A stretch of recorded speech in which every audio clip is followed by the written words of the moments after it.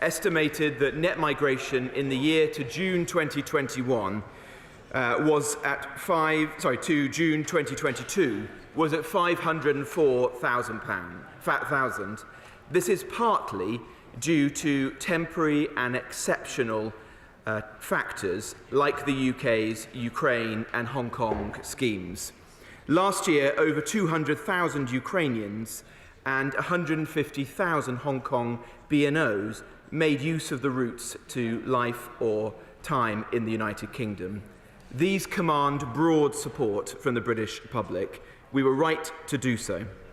The government introduced a points-based system in 2020 to regain control of our borders post-Brexit.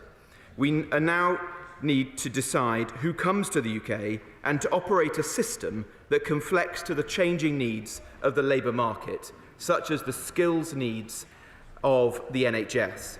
But immigration is dynamic, and we must adapt to take account of changing behaviours and if there is evidence of abuse. The number of dependents arriving alongside international students has risen more than eightfold since 2019, from 16,000 in the year to December 2019 to 136,000 in the year ending December 2022. Dependents of students make a more limited contribution to the economy than students or those coming under the skilled worker route. But more fundamentally, our system wasn't designed for such large numbers of people to come here in this manner. Yesterday, we introduced a package of measures to help deliver our goal of reducing net migration. The package includes removing the right for international students to bring dependents unless they're on research postgraduate courses, and removing the ability for international students to switch out of the student route into work routes before their studies have been completed. This is the right and fair thing to do. It ensures that we protect our public services and housing supply against undue pressure, and we deliver on the promises that we've made to the public to reduce net migration. Our education institutions are world-renowned, and for good reason, and the government remains committed to the commitments in the international education strategy, including the goal of 600,000 international students coming to the United Kingdom each year. But universities should be in the education business, not the immigration business. We're taking concerted action to deliver a fair and effective immigration system that benefits our citizens, our businesses, and our economy. We're determined to get this right because it's demonstrably in the national interest. Thank you, Mr Speaker, and I thank you for granting this urgent question. And whilst I thank the Minister for his response, it's disappointing that the Home Secretary is not here herself, or indeed that we have to ask an urgent question rather than a statement being made to the House. International students make an invaluable contribution to our economy. According to the Higher Education Policy Institute, last year they provided nearly £43 billion to the UK economy. In my constituency of Glasgow North West alone, the economic benefit was over £83 million. So first of all, I'd like to ask the Minister, what assessments have been carried out on the economic impact of this change on the university sector and indeed in university towns? International students enrich our society, and they have skills which are proving ever more vital in this post-Brexit climate, which has seen the UK deprived of workers across key sectors. So with current labour shortages in healthcare, STEM, IT, to name but a few, how can the Minister fail to recognise that this policy will simply exacerbate these? The reality is that many students coming to the UK look beyond their studies and want their families to be part of that experience. Without a way for overseas students to bring their families, many will opt to go elsewhere. And any drop in international student numbers will cause further harm to universities that are already facing financial difficulties. This policy makes the Home Secretary's agenda crystal clear. She's launching an attack on migrants regardless of the benefits they bring to the UK. And in pursuing this short-sighted reactionary programme, international students are being caught in the crossfire. In Scotland, international students' contribution to university campuses and to our wider society is celebrated. But Scotland will suffer the consequences of this misjudged policy. Once again, it's indicative of how out of tune this Conservative government is with the Scottish people. So if this government is insistent in pursuing their hostile environment, will they now accept that Scotland's needs and Scotland's wants are different to theirs?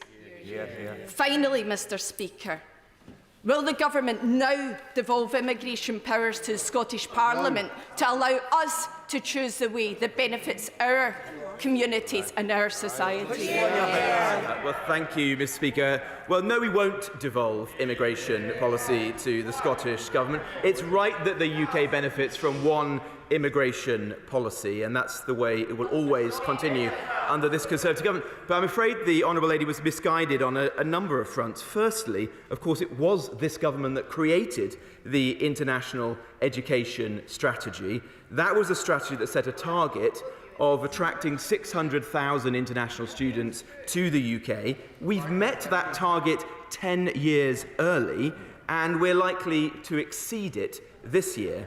The action that we're taking today doesn't take away from that goal.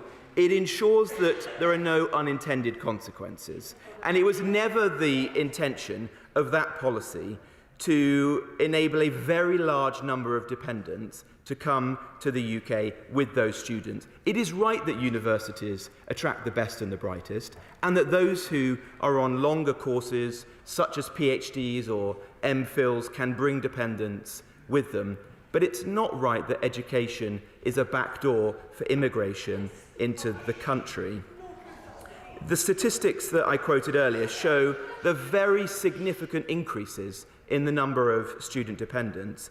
In 2019, there were 16,000 visas issued to student dependents. Last year, that number was 136,000, an 8.5 times increase. In 2019, for every 10 Indian students, there was one visa issued to a dependent. Last year, that doubled to 1 in 5 for Nigerian students studying in this country. In 2022, there were 65,000 dependent visas issued to only 59,000 students. We don't want to do anything that would harm the international reputation of our universities, but it is right that we pay particular concern to pressure on housing supply, to pressure on public services, to integration and community cohesion, and to making good on our commitment to the British public that we will bring down net migration, which is what the vast majority of the public want to see done. Sir John Redwood. When we invite people to our country, it's very important that there is good provision of housing and school places and healthcare, and there are huge stresses on the system. Can the Minister give the House some guidance on how much the capital and revenue set-up cost is for a migrant family coming in? I think the EU, when we were in that some time ago, reckoned it was €250,000 for a migrant coming into an advanced country.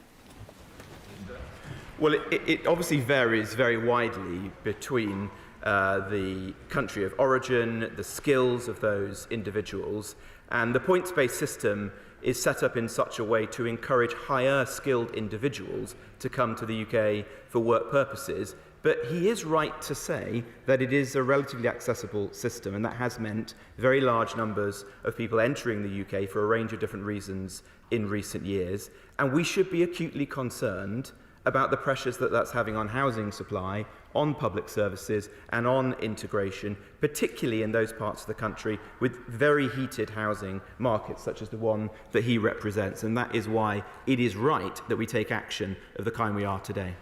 Stephen Kinnett, the Shadow Minister.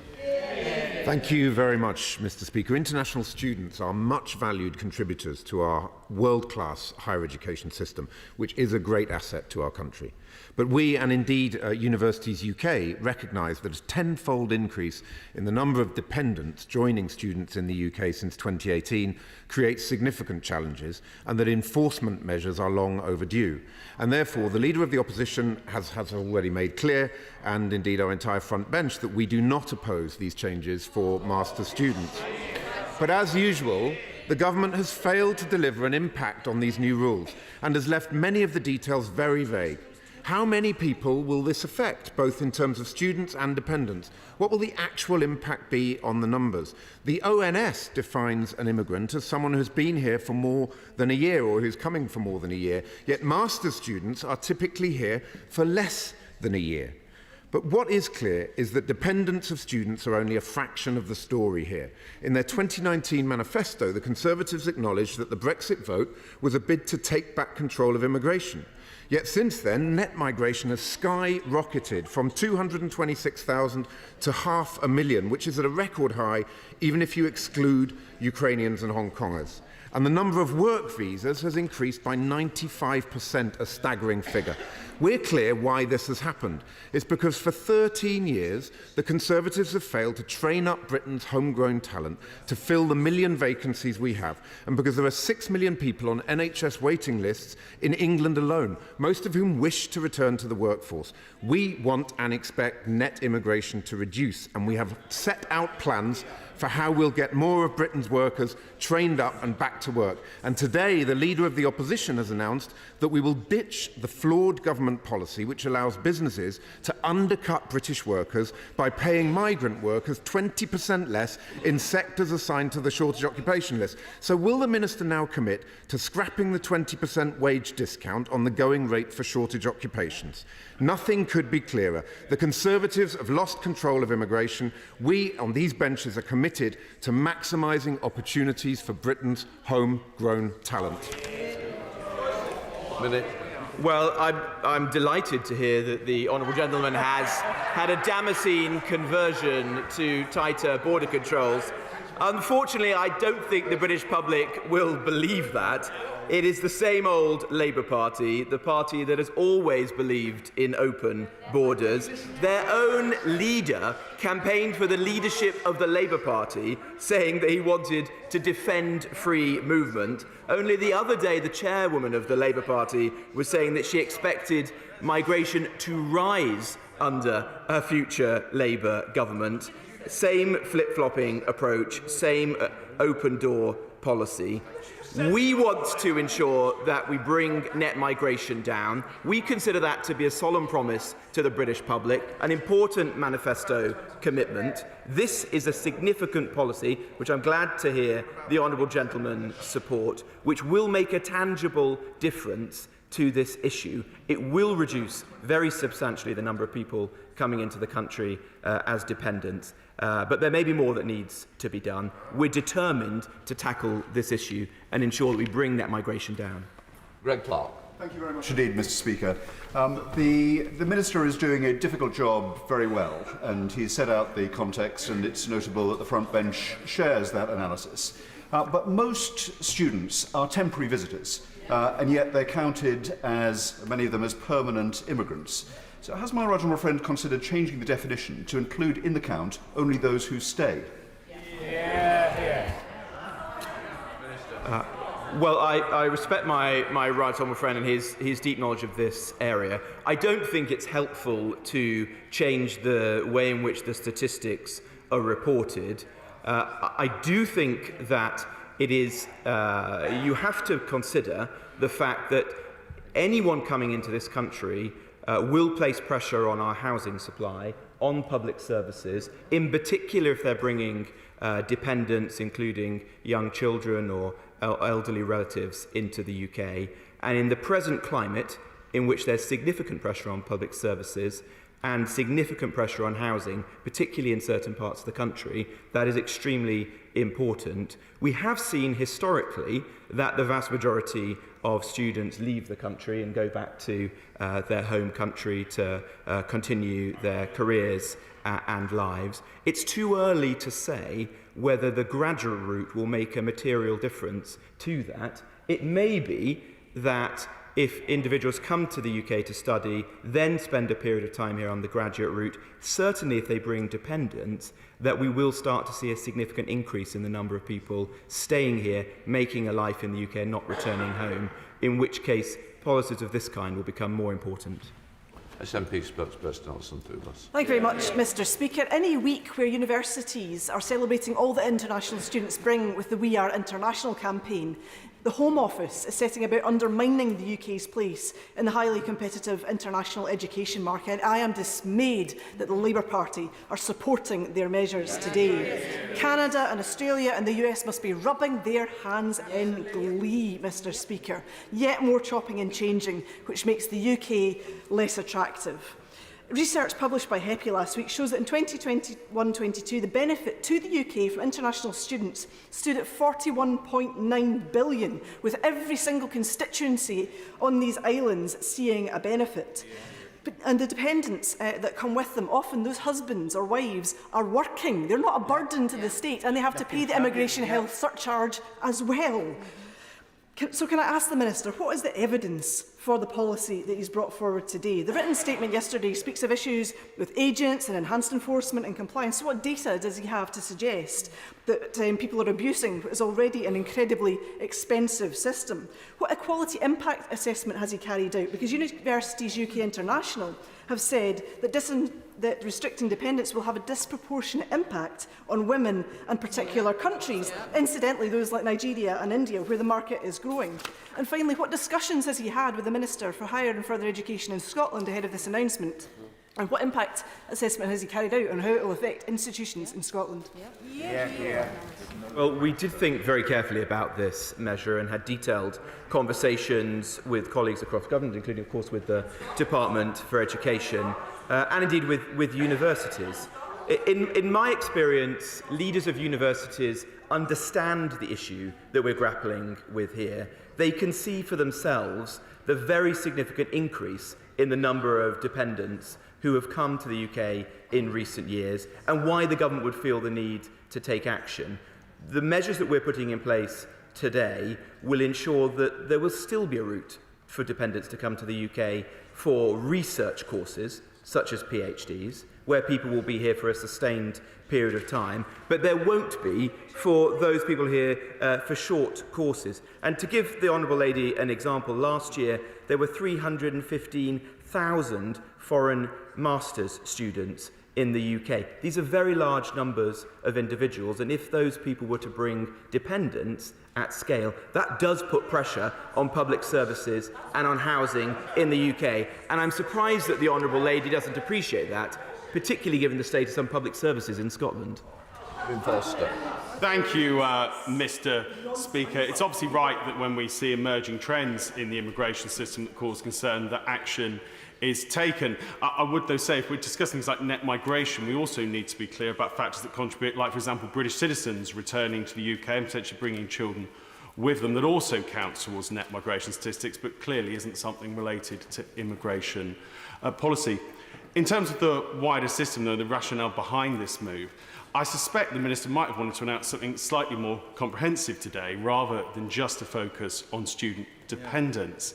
And would he agree that actually it's also about making sure we'd have the immigration system having the appropriate impact on the labour market and looking more widely at things like, for example, the salary thresholds we have throughout the system, as well as just this change announced today?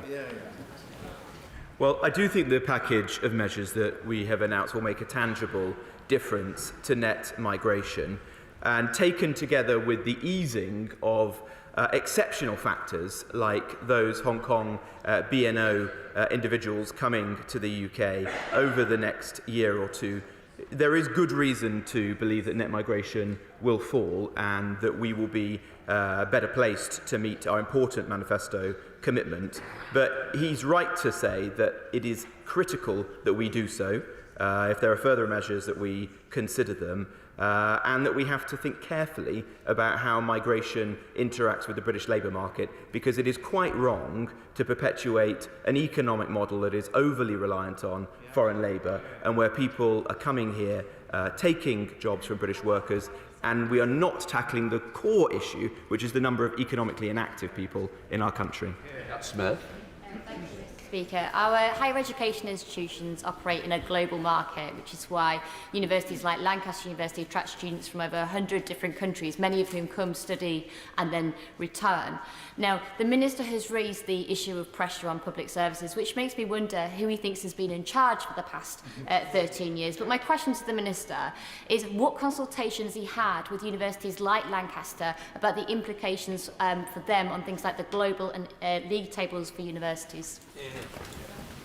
Well, we have given careful thought to this announcement, as I said earlier, and worked closely with the Department for Education, who of course are the bridge to universities.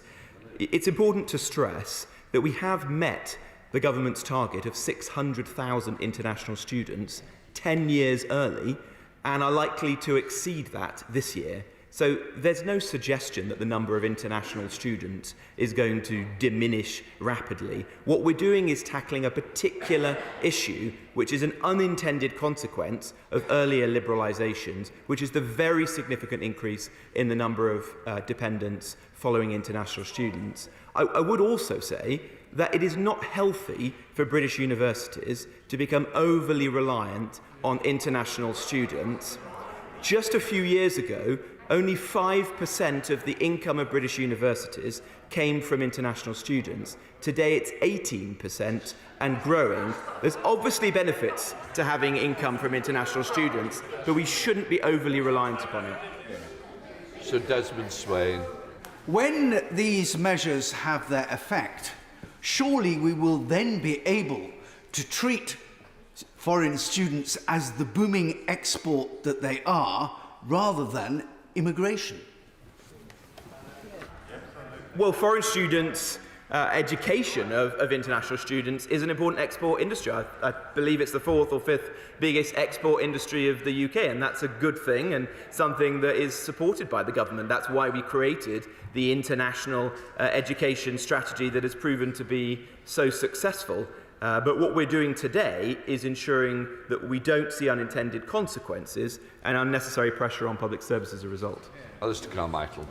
So what impact will these changes have on the number of students from overseas coming to study in British universities, and what will be the financial consequences of these changes?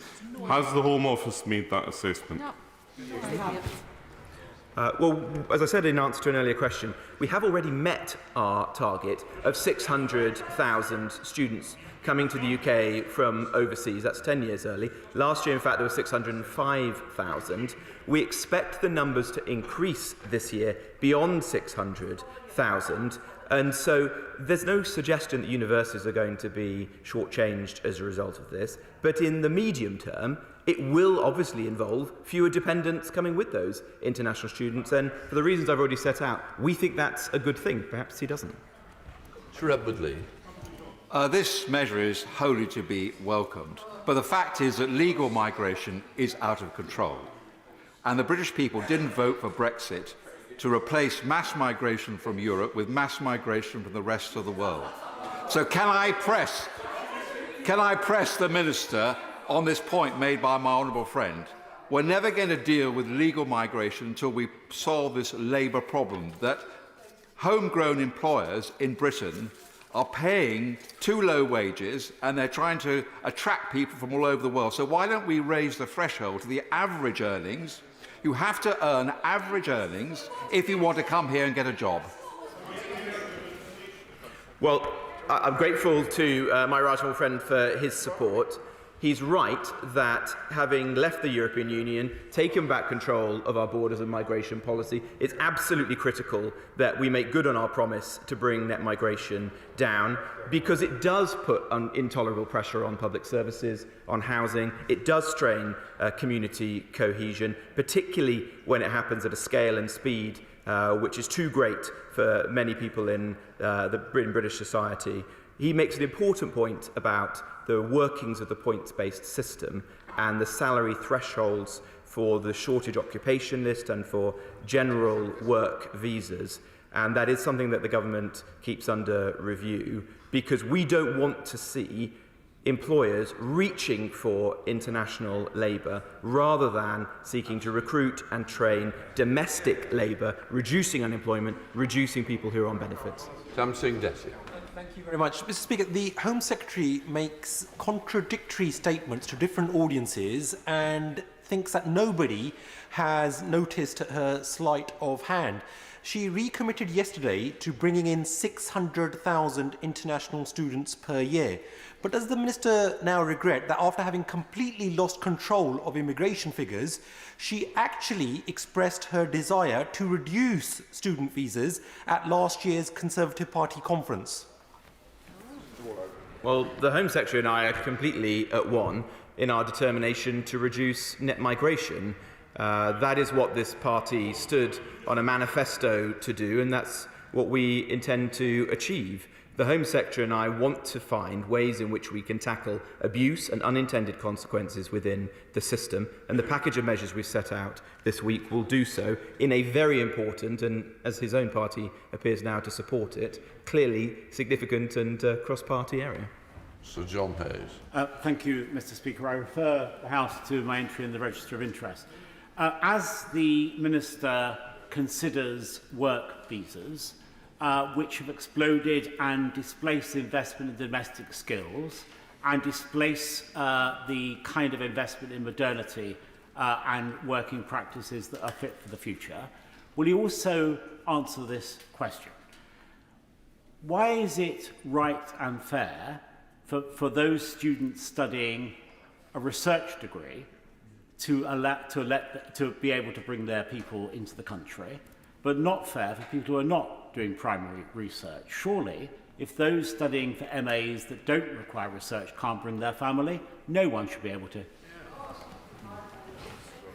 Well, we've said in the announcement this week that we, with the Department for Education, will launch a consultation with the university sector to design a longer-term alternative to what the system that previously operated, which could be a more nuanced approach. But I think the determination we've made this week is the right one, that those people coming into the UK to study will only be able to bring dependents in if they are doing those high-value, usually longer-term research-based courses such as PhDs, and those coming for short courses will invariably not be able to do so. That will cut out some of the abuse that we've seen in the system today and will focus universities on their primary responsibility, which is teaching and education, rather than, in some cases, being a backdoor to immigration and to work. Peter Grant. Mr. Speaker, later this afternoon, my much-valued international student Jacqueline will spend the last few hours of her time here before she completes her internship. Jacqueline has been a massive, massive asset to my office, as have the other LSC and other interns I've had the privilege of working with over the last number of years.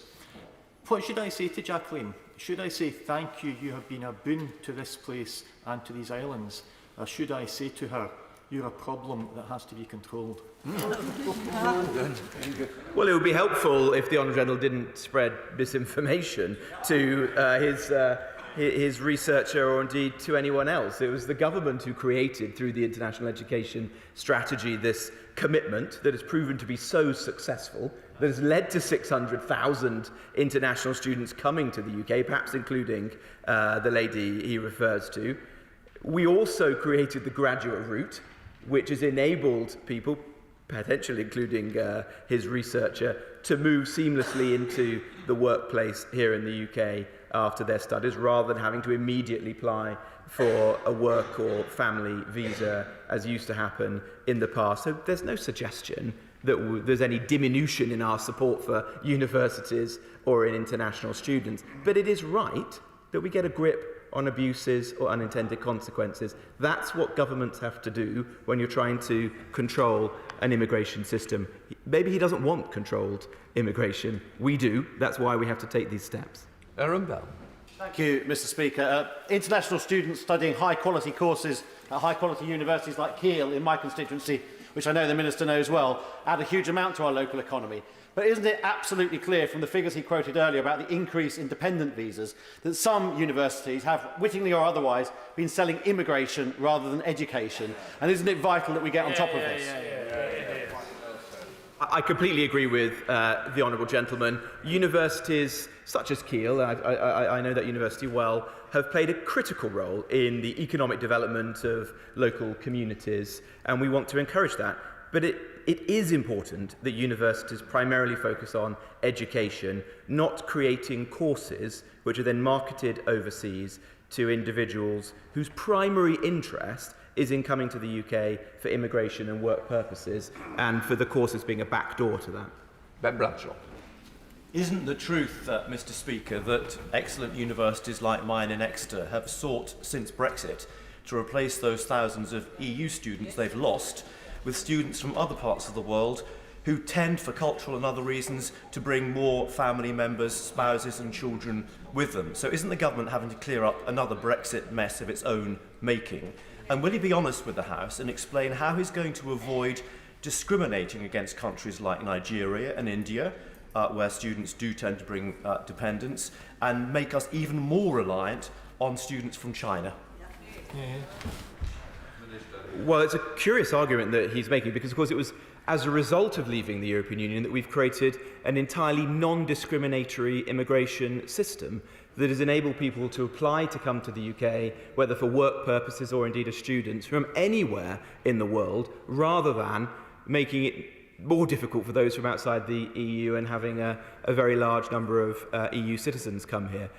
The proposals we're bringing in place today will tackle this particular unintended consequence of the opening up of international students. I don't see any evidence that it will harm particular nationalities. There are some glaring examples, like the Nigerian one I mentioned previously, but this will apply to everyone. It's an entirely non-discriminatory policy. Stephen Hammond. Mr. Speaker, my right honourable friend is completely right that we must choose who comes here and we must strike out abuse. Wimbledon has many English language schools, and English language is a key part of the international education strategy. Given the specific and short-term nature of these students, given they bring in no dependents, and given also that they are not a cost on our public services, would he meet me and the leaders of the sector to discuss restoring work visas for these specific group of students? Well, I'd be pleased to meet with my honourable friend and to discuss that. And as I said earlier, with respect to the announcement we've made today, we will be doing a consultation with the Department for Education that will give universities the opportunity to set out their case and refine the policy if it's necessary. He does highlight one of the other elements of the announcement that we've made this week, which is clamping down on abuse. There are a small number of unscrupulous education agents who may be supporting disingenuous applications which are selling immigration rather than education. And one of the measures we're taking this week is to clamp down on those with much more targeted and effective enforcement activity. Joanna Chari. Speaker, my Edinburgh South West constituents do not share the Tory and Labour obsession with net migration. They understand that Scotland benefits from inward migration, and in fact the University UK research shows that my constituency's net economic benefit from international students is £170.8 million, which gives the lie to most of what the Minister has said. Now, continuing as a member of the United Kingdom is damaging Scotland's universities, including Edinburgh, Napier and Heriot Watt in my constituency. First Brexit, now this.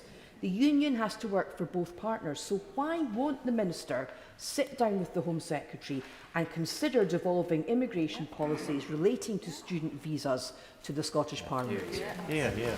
Well, as I've said many times before, we've no intention of devolving immigration policy. And on the broader questions, there's no material difference between Scotland and the rest of the United Kingdom in terms of unemployment or economic inactivity, and so there's no compelling case for a bespoke immigration system for Scotland versus the rest of the United Kingdom. And the sheer scale of the number of international students that have come into the UK, all parts, including to Scotland, in recent years, suggests that the policies of this government have increased the number of international students, not diminished them. Blake Drummond. Mr. Speaker, pressures in migration policy ultimately lead back to the efficient processing of everyone who UKVI has to deal with.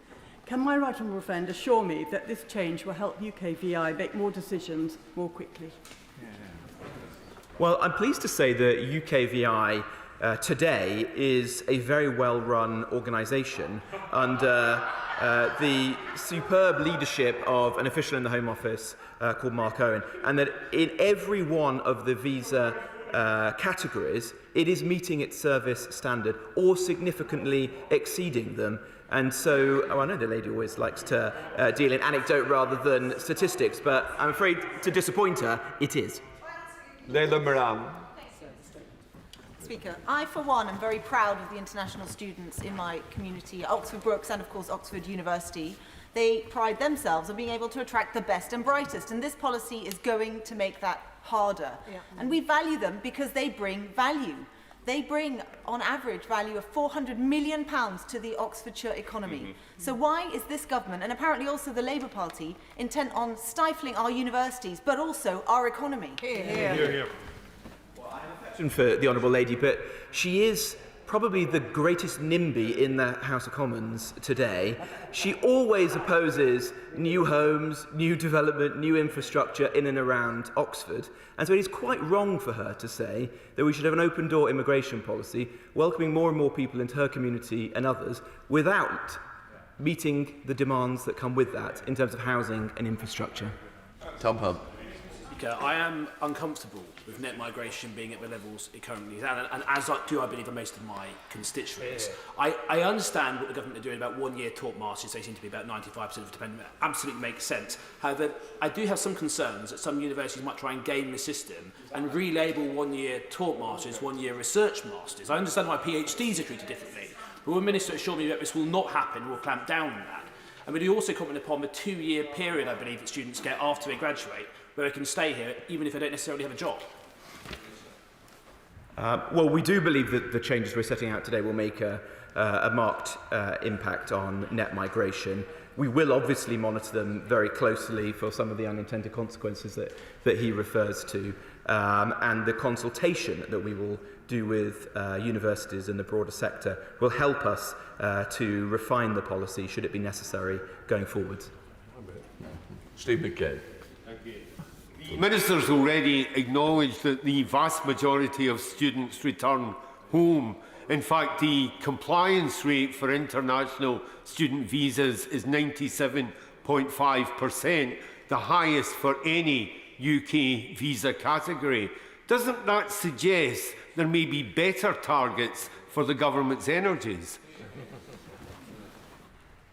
Well, there's no one single intervention that will solve this challenge, but this is I think, a significant intervention that will make a material difference to net migration.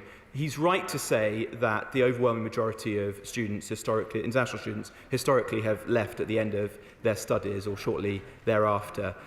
It is possible that the system that has evolved since 2019 will see different trends because in 2020 only 7,400 non-EU students stayed on post-study. Those numbers will be dramatically higher in the years ahead. And so it may be that the mix of individuals, the countries that they come from, the fact that they're bringing dependents with them in many cases will lead to far higher number of individuals staying on post-study. But I don't think we'll see those trends clearly enough this year. We may see them in the years to come. Thank you, Mr. Speaker. Many of my constituents continue to be deeply concerned about the levels of net migration, not just over the last few years, but the last few decades, and they, along with myself, will welcome the measures outlined by the Minister today. Is he able to update the House on any measures his department is taking to tackle bogus college placements from students who sometimes come to this country only to disappear into thin air? Well, alongside the package of measures today, as I said earlier, we are taking further targeted enforcement activity against unscrupulous education agents who are selling immigration entry to the United Kingdom rather than education. We're also going to work closely with universities and the Department for Education to improve communication to universities and their affiliates of immigration rules so that we can clamp down on the kinds of poor practices that he describes. Speaker, the Minister avoided this question when my honourable friend asked it, so I'll try again. What discussions were there between the UK Government and Scottish ministers on this matter before the announcement was made? Well, immigration is a reserved matter.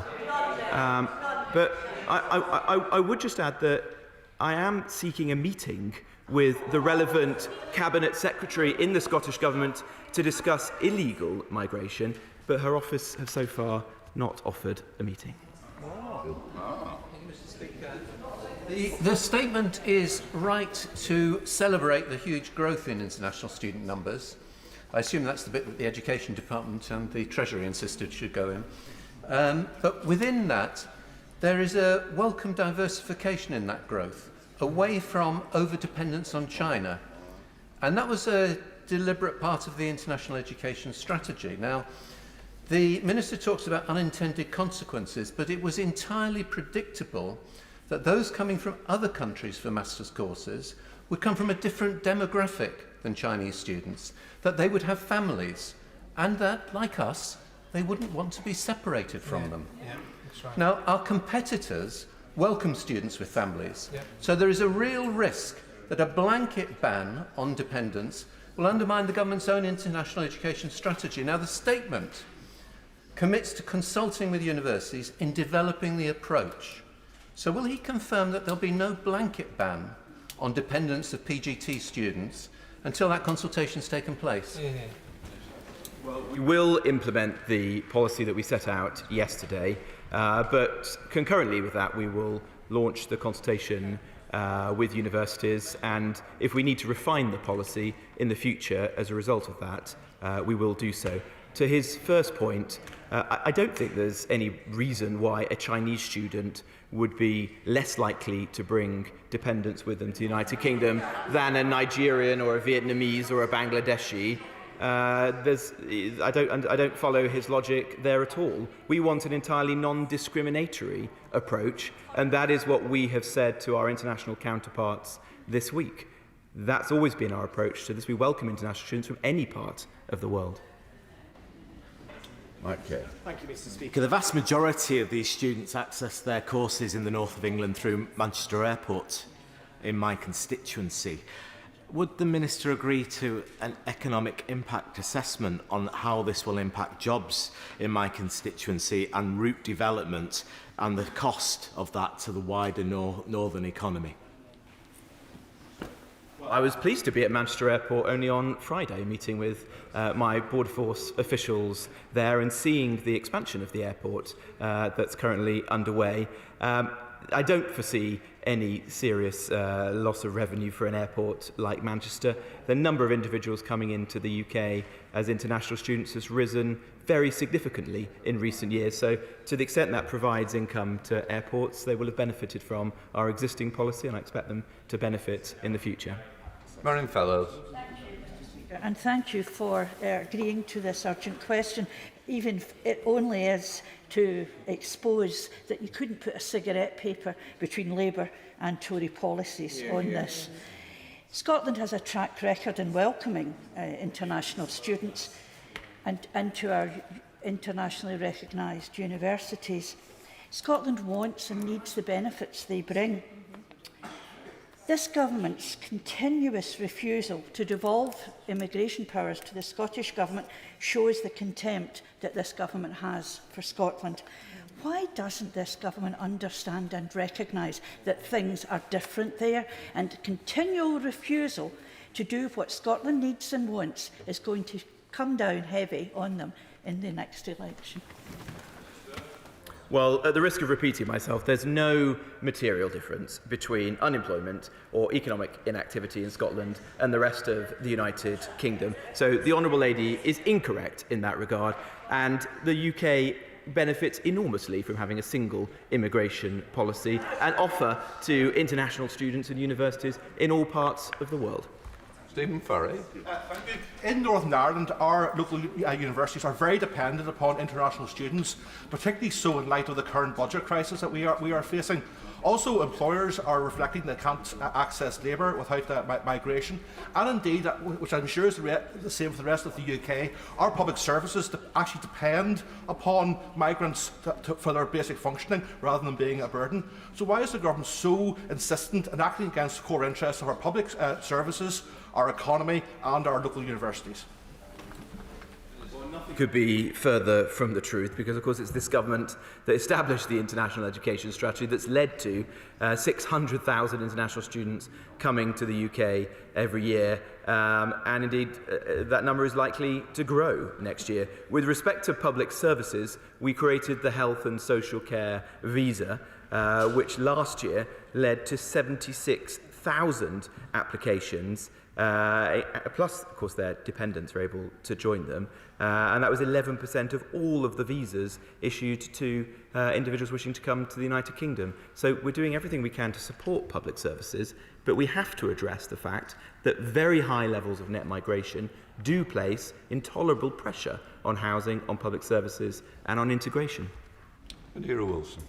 Mr. Speaker, our schools are in the midst of such a chronic teacher recruitment and retention crisis that the Department for Education currently offers £10,000 relocation payments to overseas applicants to come and train as language and physics teachers in the UK on postgraduate taught courses. If they can't bring their family, they won't want to settle here and use the training that we have provided in our schools where they're desperately needed. Why is the government cutting off its nose to spite its own face? Well, if the Honourable Lady is referring to pressure on school places, that would be a good argument for reducing the number of dependents coming into the United Kingdom, because it's exactly the children of students who in some cases will be making use of primary schools in her constituency. Jeff Smith. Thank you, Mr. Speaker. The Minister still hasn't said what economic impact assessment the government has carried out of this policy. Will he publish one? Well, I've said already that we take a pragmatic approach to this issue. We are balancing our strong desire to bring down net migration with the needs of the economy. That's why we've taken the approach of standing behind the 600,000 target for international students, but making this important tweak to ensure it isn't abused. That's it, Red. Of course, net migration figures also include the number of people who leave this country, and his hard Brexit has made it more difficult for students and others to travel overseas. So that's having an impact on the net migration figures as well. Meanwhile, Glasgow North thrives culturally and socially and economically to the tune of £225.8 million, thanks to our lively and diverse international student community. But what I'd really like to know is, why does the FCDO spend millions of pounds on overseas campaigns that says Britain is great, when the message coming from the Home Office is that Britain is closed? Well, I do wonder what world the Honourable Gentleman lives on if he thinks that net migration of 500,000 is low. That's too little, that we should be encouraging more. The levels of net migration to this country are very high today. We want to bring those down, and it's for that reason we're taking measures like this. Tim Farron. The University of Cumbria and Lancaster University are hugely successful institutions. We're very proud of them. They're really important to our economy. And indeed, they are very successful exporters. What is their export? High quality education delivered in the United Kingdom. So why is the government seeking to stifle our great exporters' ability to export? Why have they become suddenly anti-free market? And will they recognise, will the Minister recognise, that by earning money through international students, British universities are able to cross-subsidise services and places for British students? Won't British students be the people who pay the price? Well, as I said in answer to an earlier question, the economic benefit of international students is clear, and we welcome that, but we don't want British universities to become totally reliant on income from international students. Just a few years ago, that was accounted for 5% of their income. Last year, it was 18%, and without measures like this, no doubt it would continue to rise. To his broader point, of course we want to support universities like his own to thrive and to prosper and to market themselves internationally. But the business of universities is education, not immigration. This presentation. Oh, Jim Chan. Thank you, Mr. Speaker. Can I thank the Minister for his answers to the questions? And I do welcome the announcement that it does show considerable effort in committing to the government pledge to crack down on net migration. However, what assessment has the Minister made on the number of children that will ultimately be left behind whilst their parents come to the UK to study for a better life, but cannot bring their little ones with them on their journey to study and to crucially maintain family life, which I feel is really important? Well, that's one of the considerations why we have said that those coming here for longer-term research courses, such as PhDs, can continue to bring their dependents with them, because absolutely, if one was coming to the UK for a sustained period of time, it would be right for them to relocate in a more substantial way. But if individuals are making a choice to come here, say, for a one-year master's course, then I think it's perfectly appropriate for the UK to say that that's their decision and they shouldn't bring their dependents with them for that course. We now come to the statement. Minister